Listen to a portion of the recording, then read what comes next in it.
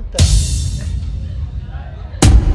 اليوم نحن بمدينة جيلزنكيرشن عند مطعم جوري شام. عندهم كتير أصناف من الأكلات، ولكن أنا جاي أجرب عندهم بشكل خاص اللحم المدخن، فخلينا نجرب ونقيم المطعم مع بعض. تفضلوا معي. استاذ بوران مساء الخير، شرفتنا 100 اهلا وسهلا.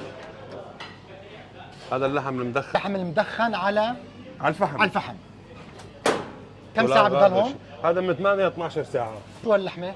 رقبة غنم. عم نقدم من الغنم رقبة وكتف وزاد. بالعجل فخذ بالعجل بريسكي. شو رايك بهيك شو؟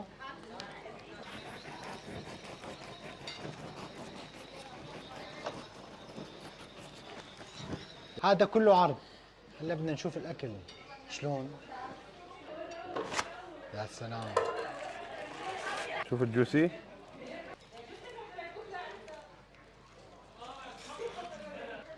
ما بدها ما بدها. قرب يا نور. تفضل.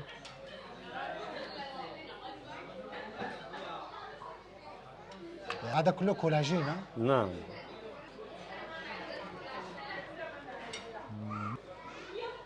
يا عيني عليك يا عيني. اللحم المدخن لازم مع العسل 100%. من دون عسل مو طيب. مو طيب.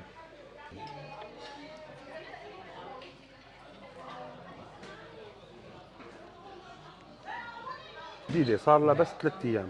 تقريبا انا اول واحد عم يجرب اللحم المدخن عندكم. لا من المشاهير انت اول واحد. يلا شو كمان عندكم اكلات ثانيه؟ نحن مطبخ شرقي بامتياز، اي اكل شرقي بتلاقيه عنا. سجقات عندكم؟ سجقات موجودة، روس عنا، نخاعات عنا، مقادم عنا دائما كل يوم يوميا بشكل يومي. حلو. كمان شغلة ثانية، نحن الخبز اللي بنقدمه على الطاولة خبز شغل ايدنا.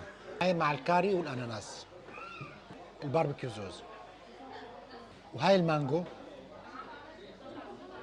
تقييمي للأكل، أنت عم تاكل لحم ومدخن وعلى الفحم، ما في إنسان عاقل بحكي لك الأكل مش طيب إلا إذا صار الأكل بارد أو اللحم مو مستوي. إذا كان مو مستوي معناته الكونسبت أصلا فيه غلط. الشطارة هي بالاختيار الصح لنوعية اللحم بالإضافة إلى الزوزات. صراحة أنا فيني أقيم هاي الوجبة 9.5 من 10. ضلوا بخير وصحة وعافية يا رب.